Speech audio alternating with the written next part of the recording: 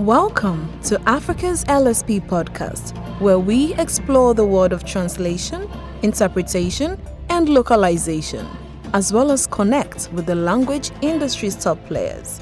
From language service providers to the businesses and individuals who rely on their services, we'll be delving into the challenges, opportunities, and trends shaping the industry. Join us as we discover the power of language and the impact it has on connecting Africa and the world.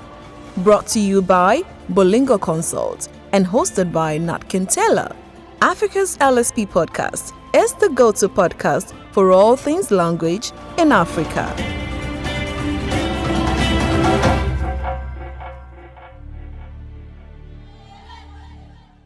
Greetings and welcome to another exciting episode of Africa's LSP podcast.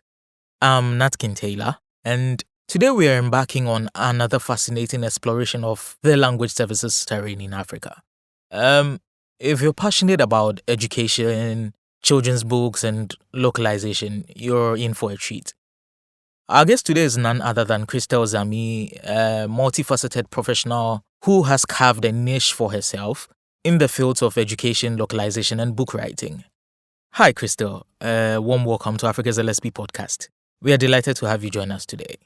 Hello, Nat. Hello to all the listeners of Africa's LSP podcast. I am very excited to be here. It is also such an honor for me to be here. Thank you so much for inviting me to this podcast.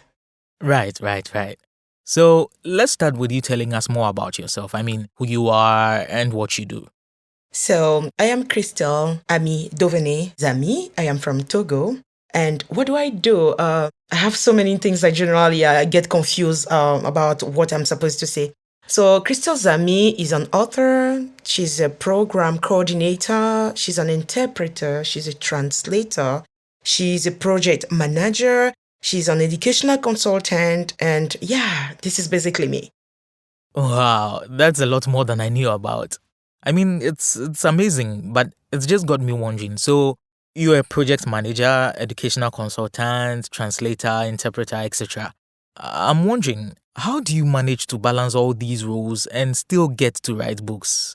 Because I've met a lot of aspiring authors who, due to their commitment to other things such as their regular jobs, family, etc., are unable to kickstart their writing career.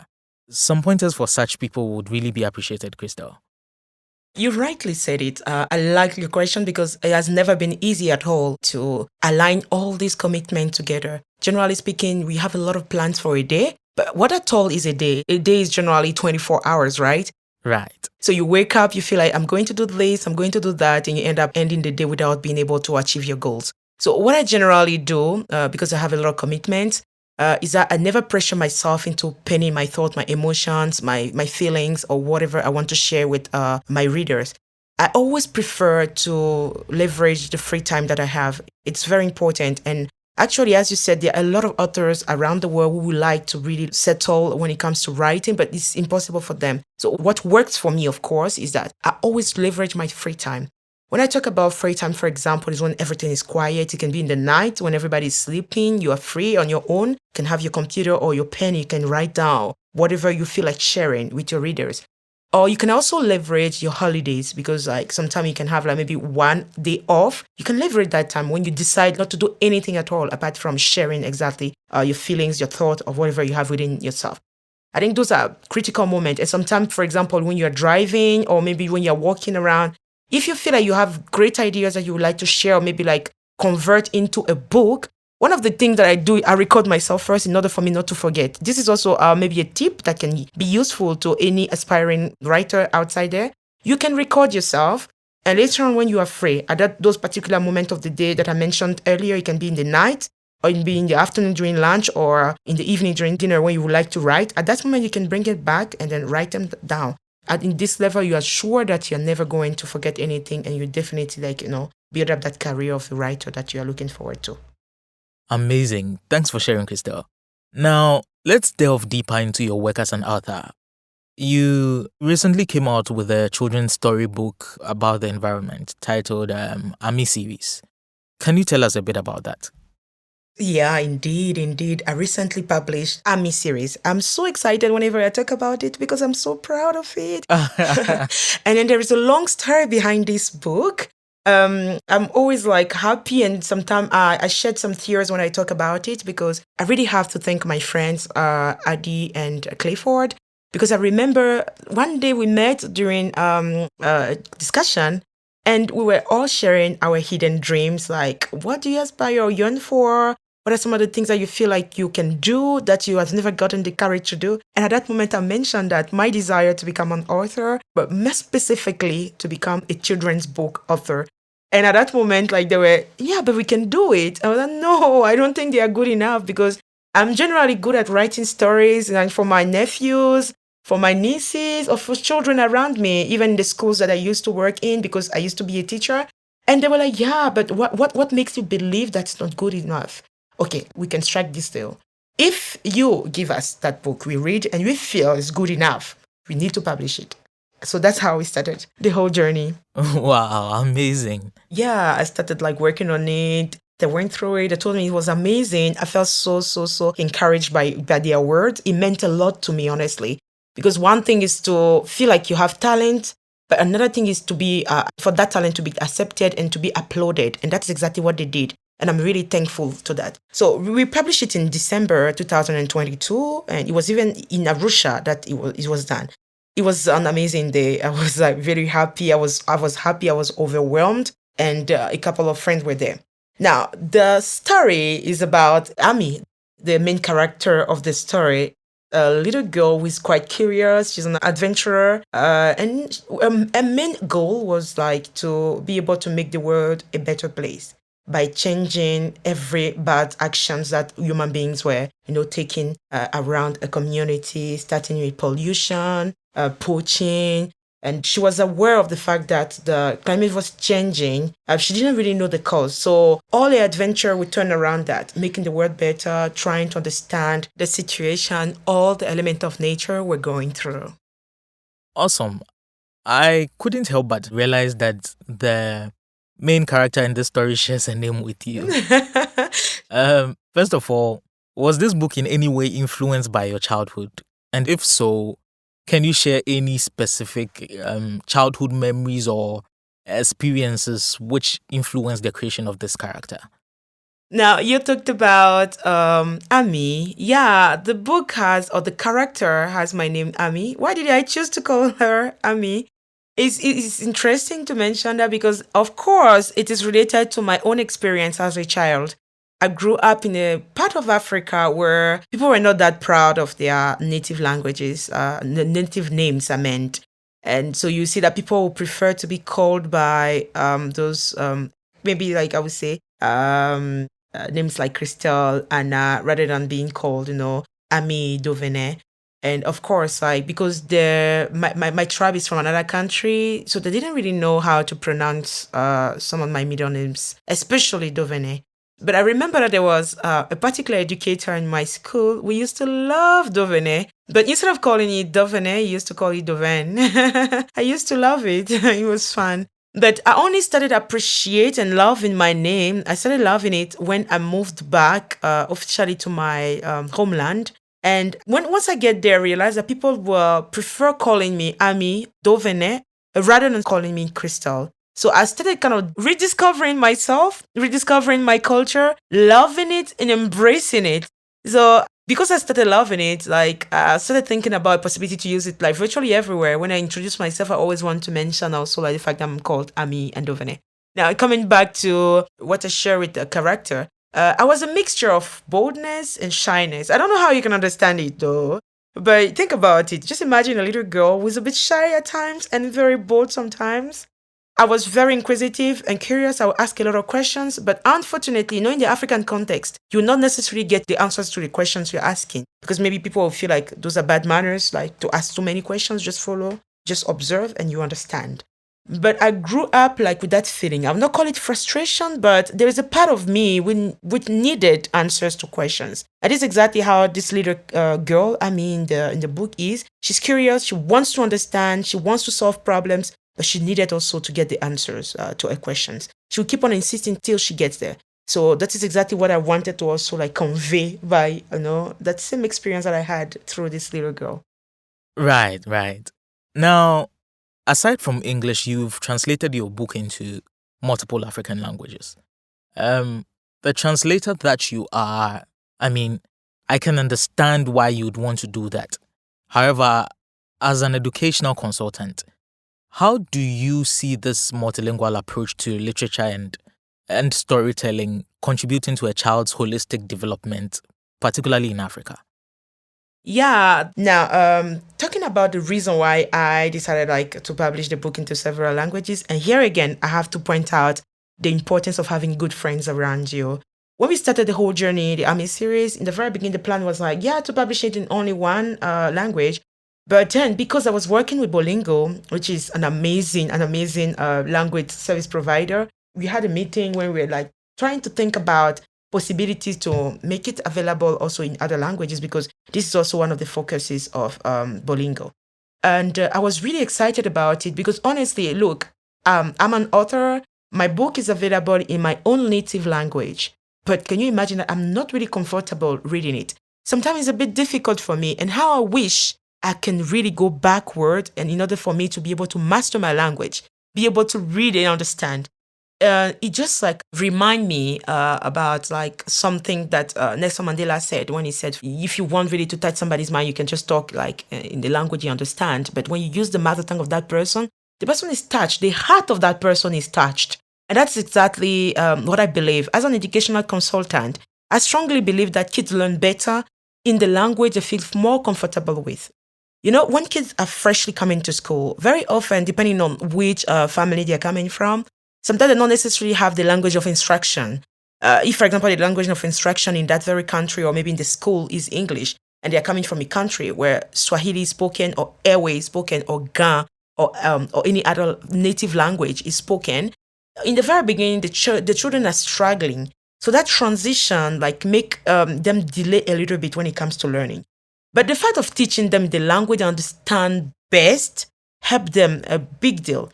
We cannot measure the intelligence of somebody by the way he speaks maybe an official language because it's not necessarily what the person has within him or herself.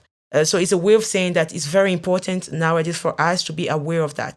So Army series is published in 7 languages so far. So far it's available in Swahili, in Ewe, in Zulu, in Arabic, in French, in English, and Chui. We are thinking about more languages to add to the list. I strongly believe that if people have access to it from now, not only we are creating content, but you're also helping children to start being proud of their native languages and then to even emulate those our ancestors who were like, raising that flag or the culture of Africa wherever they found themselves. Great. So, per experience, I know publishing a book in itself is no mean feat, let alone in multiple languages, and more so for a region as Africa, which has a rich tapestry of languages and cultures. Now, could you briefly share some of the challenges you encountered during the localization process of your book? So, indeed, as you said, publishing a book itself is no mean feat. I do agree with you. Now, when it comes to localizing them, especially when you have the book available in so many languages, is really demanding. And I've seen that whole idea of like teamwork, commitment, motivation, dedication throughout this journey.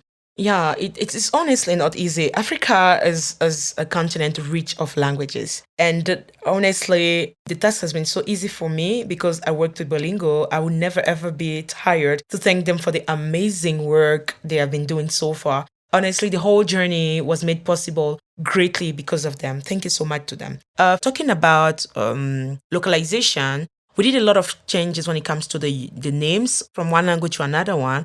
Mainly, we kept the name throughout because we felt like it's easy in Africa. There were names that are a bit similar. In the Arabic version, for example, we decided to change the name. Amel is a name that is more like present or maybe common in the Arabic culture. And the outfit, when it comes to illustration, they also suggested. So we worked not only the illustrator, but at that point we also worked with the linguist we were able to suggest the kind of colors that would be more acceptable in a particular context, the kind of names, the kind of foods. Of course, it depends on the circumstance. I remember some time ago, I had a presentation during a conference, and then I was explaining, somebody asked that question like, don't you think that by localizing too much, we are kind of losing the original message? And I thought about it for 1 second, and I said yes and no at the same time. Why? Because it all depends on the message you want to convey. If, for example, the message is not that like important, or it's just like for information purpose, or you just want to share something for fun, then you don't really necessarily need to adapt every single part of the book. But now, if really there is a strong message and you really want it to be accepted by the other culture, and you also want them to understand the message hidden behind it, at that moment you'll be compelled to adapt. So I'm giving you an example of food. We don't necessarily need to change the food when, for example, the food is cross-cutting. In Africa, we have like ugali in the Swahili culture is also eaten by other people in different parts of Africa, but the name is not the same. So even if you're talking about that, people will not really resonate with the food you're talking about. They will require more time to go and research to understand before they even pay attention to the actual message. So sometimes to avoid all these petty things, it's very important for you to localize in order for them to focus on the actual message you're trying to convey. This is just a little example for people to understand why it is important to localize a content, especially when it comes to books and books for kids. Because kids are different from adults. Kids are captivated by the pictures, the colors, the outfit, the names, the faces, the features. There are so many things that draw children's attention. So if you're not able to input those things, it will be really difficult for you to get the attention of the readers or your target audience. So that is why whenever you want to write in a specific language, if you're targeting a specific audience, think about it and find better ways to touch their heart to attract their attention. Interesting points there, Christelle. Wow. That's a lot of things to take into consideration when localizing content. Which brings me to this question. So, you already mentioned the beautiful collaboration between you and Bolingo Consult in publishing AMI series in various African languages.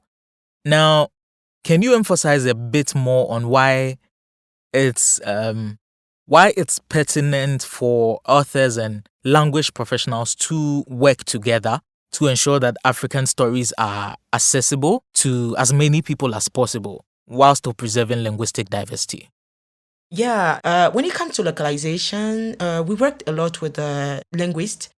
We had meetings, they listened to us, they listened to the idea, the dream behind the book, because it's also very important. You cannot localize anything where the author himself or maybe like the owner is not there, because the owner has to share the reason why the product exists, the reason why the content exists in the first place, for you to be able to understand how to, I would not say transpose, but how to also share it in the other culture. It's very key. Now, coming back to the localization aspect and why it's important to involve professionals, there is no way you'll be able to localize your content, your book, your article, or whatsoever you want to share outside there if you don't involve the professionals. Why? Because they know the culture better than you. You are coming from a totally different culture. And sometimes you're even coming from this very culture, but you didn't grow up in the environment where your target audience grew up. So there can be conflict in interest, or maybe like you can affect their sensibility if you're not careful. And that's why you really need to involve the professionals there. They will look at the whole content, they will make suggestions, they will tell you exactly what needs to be changed, what is okay, what is acceptable, and what is not. So if you don't do that, maybe you publish your book and then people will still complain about the content. Some of them will not even accept it because for them it's a taboo. So in order to avoid that, sit down. It's more or less like a lot of conversations going on between you, the publisher, and also like the language professionals. You share ideas, you agree on points, you disagree, and then you build on the conclusions every single day. Right. Since we're already on the issue of localization, let's dwell there for a while. Localization, as we already know, is a crucial step in adapting content for different cultures. And I know this is another area you're very much interested in. I mean, you've been involved in several localization projects, adapting important documents, across varying industries and topics into various African cultures. Um, how, in your opinion, does this process contribute to preserving language and cultural heritage as a whole? Yeah, so it's very important actually. Localization is key. As you said, I personally have been involved in many localization projects, and it's something that is really interesting. I'm really passionate about that because it really helps preserving languages, as you pointed out. Apart from Africa, generally around the world, we know that there are so many languages that are endangered. It's funny whenever we talk about languages being endangered because we are used to thinking about animals only, because of poaching, but also languages. A lot of languages are endangered. Some of them are even totally disappearing. There are so many languages that cannot be spoken anymore. And you don't have any native of those languages around the world. I was watching a documentary last time when they were mentioning that more than 40% of the languages around the world are more likely to totally disappear if you're not doing anything about them. So this is the way localization is one of the amazing and golden opportunities for any single person speaking his or her native language to maintain those languages alive. Why? Because as I said, language carries the culture. When I speak my language, I speak it with like the emotions, I speak it with the features, I speak it with the way of living, I speak it with almost everything. So whenever you don't use your language, you don't have your content in your language, you don't adapt the content in your language, there is a part of the culture that disappears. I was talking about, for example, food. There's nothing wrong about maybe creating a content and talking about pizza, talking about spaghetti. They are good because at least you are discovering other cultures. But when you never talk about maybe your banku, you never talk about wache, you never talk about them at all. How would the next generation of people continue to like preserve that? They will forget at a certain point. And it's not only about food. There are so many other things. You're not talking about the attire outfits, you're not talking about dances in those languages. How would these people be able to have the content and even know how they mention or they pronounce them? Because they can see it, but because they are used to using a foreign language to refer to them, it will be a kind of replacement. You are creating that gap. And in order to avoid that, localization is really like an amazing way to preserve our languages and keep them alive. Awesome.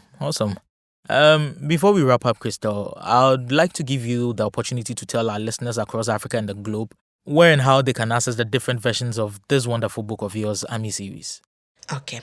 So where can we get this book? It's so easy. We have a couple of libraries in Ghana where you can have access to them. We have Blue Knight, for example. Easy to have access to it. You can also get in touch with Multilingual Consult, who can provide you with the book in the language that you feel comfortable with. But apart from that, we have an amazing website that I'm vividly encouraging you to go through. It is books.bolingo.consult.com. You really, really have to visit that website. It's amazing, I'm telling you. Sometimes I just spend my time like at least 10 to 20 minutes just going through and I'm quite excited about it. Apart from that, you can also have the book. It's available on Google, on Spotify, on Scribd, Storytel, Barnes and Noble, Libro, Binge Books, Chub Books, Kobo, and so on and so forth. So you can decide to have access to the audio version or the paperback or the ebook. So it depends on you, what you feel comfortable with. It depends on you, yeah. Right, it depends on you.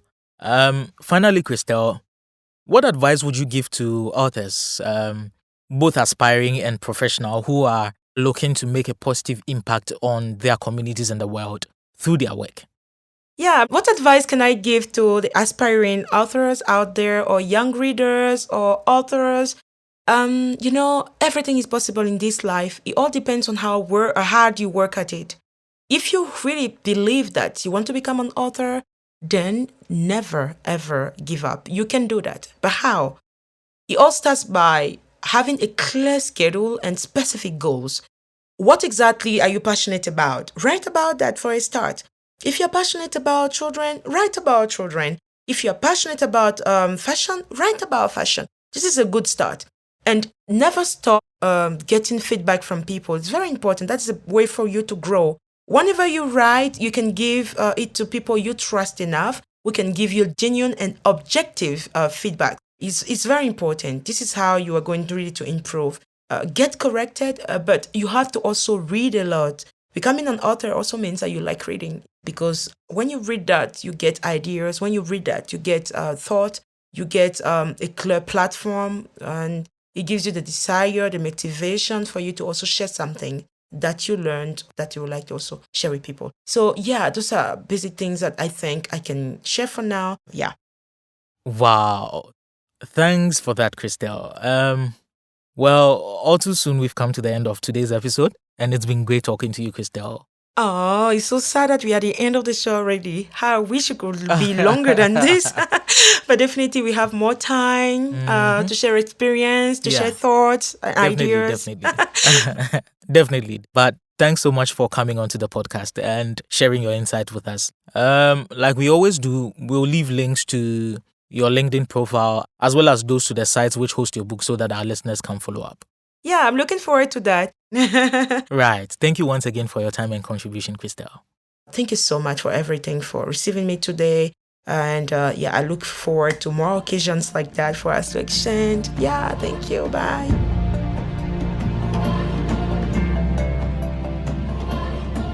Thanks for tuning in to Africa's LSP podcast. We hope you enjoyed the conversation and learned something new. For feedback or enquiries, reach out to us at podcast@bolingoconsult.com. Don't forget to subscribe, rate, and review us on your favorite platforms. Until next time, stay curious and keep growing.